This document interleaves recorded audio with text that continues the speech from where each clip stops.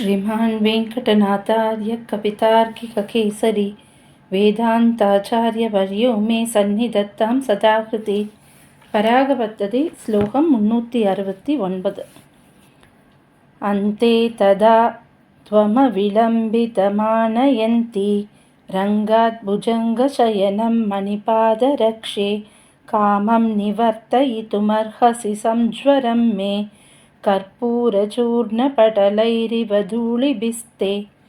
பதபதார்த்தம். ஹே மணிபாத ரக்ஷே, வாராய் கல்லிழைத்த பாதுகையே.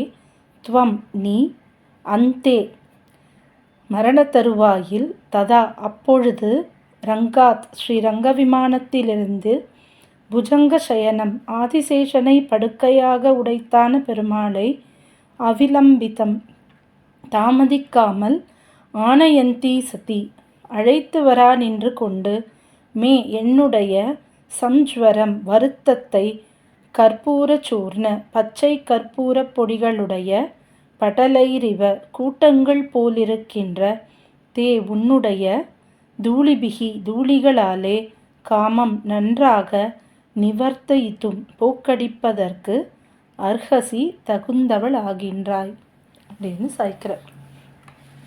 அதாவது இது ஆழ்வார்கள்லாம் சொன்ன வழியில் சுவாமியும் கொடுத்துருக்கிற ஒரு ஸ்லோகம்.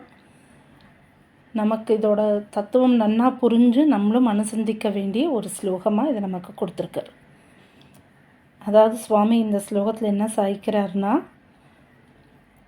வாழ்க்கையில் எல்லாருக்குமே தவிர்க்க முடியாததுன்றது மரணம்தான். அப்போ அந்த மாதிரி என்னுடைய அந்திம காலத்தில், என்னுடைய அந்த நான் அந்த மரண திசையில் இருக்கிற நேரத்தில், பாதுகையே பெருமாளை நீ தான் என்கிட்ட கூட்டுண்டு வரணும். ஆதிசேஷனை படுக்கையாக உடைய பெருமாளை தாமதிக்காமல், அவிலம்பித்தம் கொஞ்சம் கூட டிலே பண்ணாமல், தாமதிக்காமல் பெருமாளை நீ என்கிட்ட கூட்டுண்டு வரணும். அப்படி நீ என்கிட்ட கூட்டுண்டு வரும்பொழுது அந்த அந்த தூளிகள் இருக்கு இல்லையா, அந்த தூளிகள் எல்லாம் பச்சை கற்பூர பொடி மாதிரி எனக்கு என்னுடைய தாபத்தை தீர்க்கணும் அப்படிங்கிறார். அதாவது இந்த இடத்துல ததா அப்பொழுது அப்படின்றத உத்தமூர் சுவாமி ததா அப்படிங்கிறதுக்கு நாக்கெல்லாம் வறண்டு நான் தவிக்கும் அந்த காலத்தில், ஏன்னா மரணத்தருவாயின்றது எப்படி இருக்கும் அப்படிங்கிறதையும் நமக்கு உணர்த்துறார். அதாவது அந்த சமயம் நாக்கெல்லாம் உலர்ந்து போயிடும். அந்த பச்சை கற்பூரம் அப்படிங்கிறது அதுக்கு ஒரு குளிர்ச்சியை கொடுக்கும். அதனால் என்னுடைய தாபத்தை, வெறும் தாபம் இல்லை, தாபத்ரயத்தையும் போக்கணும். ஏன்னா பாதுகையினுடைய தூளியானது பச்சை கற்பூரம் மாதிரி எனக்கு அது எனக்கு அது சேரணும் அப்படின்னு சொல்லும் பொழுது, அது என்னுடைய தாபத்ரயத்தை தீர்க்கணும் அப்படின்னு சொல்கிற ஸ்லோகமாக கொடுத்துருக்கார். இது எல்லா ஆழ்வார்களுமே ஆல்மோஸ்ட் நிறைய இடங்களில் சொல்லியிருக்கா. கிருஷ்ணரே பகவத்கீதையில் இது சாய்ச்சிருக்கு.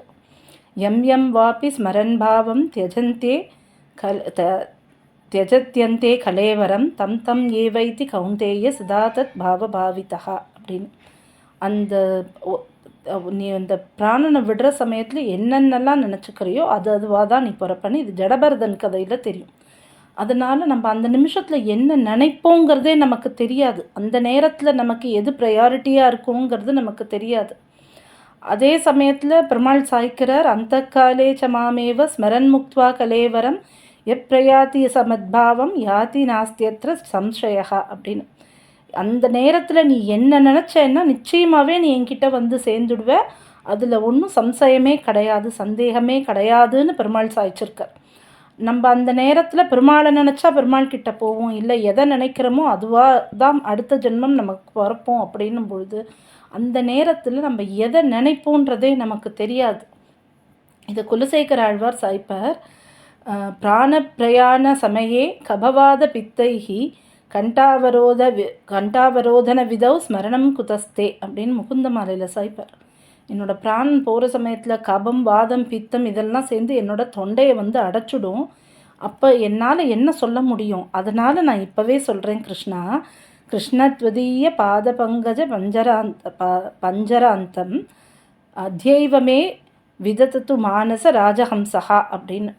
அதாவது நான் உன்னுடைய திருவடி தாமரை இருக்கு இல்லையா, தாமரை அந்த தாமரை தண்டு மாதிரி மென்மையாக இருக்கிற அந்த திருவடியை என் மனசுன்ற அன்னமானது பக்ஷியானது இப்போ கெட்டியாக பிடிச்சுன்ருத்தோ, அதனால் என்னோடய பிராணம் போகிற சமயத்தில் எனக்கு இந்த கபவாத பித்தத்தினால என்னால் பேச முடியாமல் போனால் கூட நீ அதை பொருட்படுத்தாத அப்படின்னு. இதுதான் பெரியாழ்வாரும் சாய்ச்சிருப்பார். எய்ப்பு என்னை நலியும் போது அங்கேதும் நான் உன்னை நினைக்க மாட்டேன். என்னால் அப்போ உன்னை யோசிக்கவே முடியாதே பெருமாளே, அப்போதைக்கு இப்போதே சொல்லி வைத்தேன் அரங்கத்தரவனை பள்ளியானேன். அதனால் நான் அப்போ என்னால் சொல்ல முடியாது, அதனால் நான் இப்போவே சொல்லி வைக்கிறேன். அதனால் அந்த சமயத்தில் நீ என்ன காப்பாற்றணும் அப்படின்னு. அதே மாதிரி வழியில் சுவாமி அடுத்து இந்த ஸ்லோகமும் இதுக்கு அடுத்து வர 2 ஸ்லோகமும் அந்த தசையில் மரண தசையில் எப்படி இருக்கும் என்ன வேணும்னு சுவாமி கேட்குற ஸ்லோகமாக தான் அமைஞ்சிருக்கு.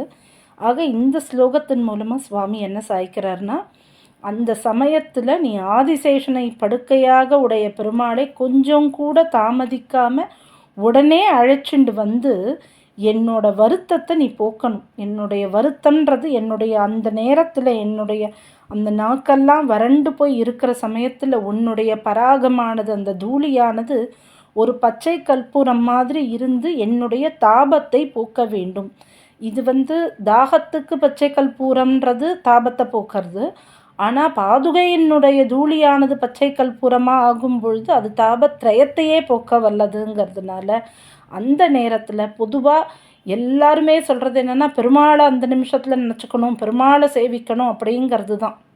ஆனால் இங்கே சுவாமி எப்படி சாய்க்கிறார், அந்த பெருமாளை நான் சேவிக்கணும், ஆனால் அந்த பெருமாளை என்கிட்ட நீ தான் அழைச்சிட்டு வரணும் பாதுகையேன்னு கேட்குறார்.